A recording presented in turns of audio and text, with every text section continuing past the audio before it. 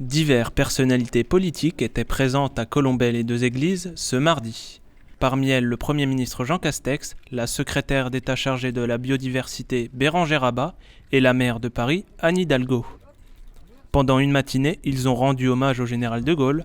Cela fait 51 ans que l'ancien chef de l'État est décédé. Un moment d'histoire avait lieu aujourd'hui.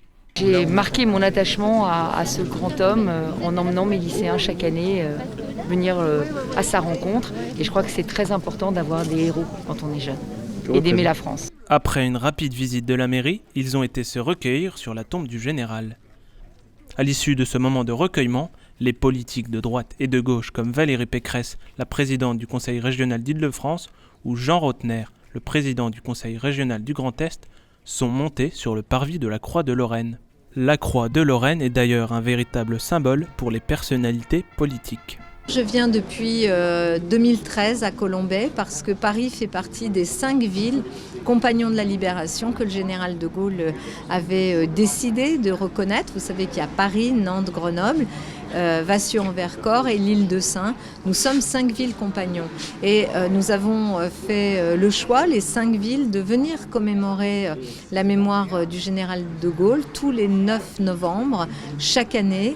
Et pour dire ce que nous devons à cet homme, ce grand visionnaire qui est l'homme de l'appel du 18 juin, l'homme de la France libre, l'homme aussi qui a permis avec d'autres d'unifier les réseaux de résistance en France et de gagner face aux nazis, et aussi l'homme qui a permis de développer ce que l'on a appelé, à partir des travaux du Conseil national de la résistance, finalement ce qui est le socle de notre modèle social français avec la sécurité sociale, la protection sociale.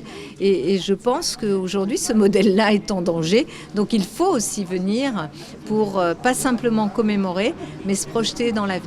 Dans l'après-midi, le président de Debout la France, Nicolas Dupont-Aignan, et le président des Patriotes, Florian Philippot, sont venus sur les terres de Charles de Gaulle.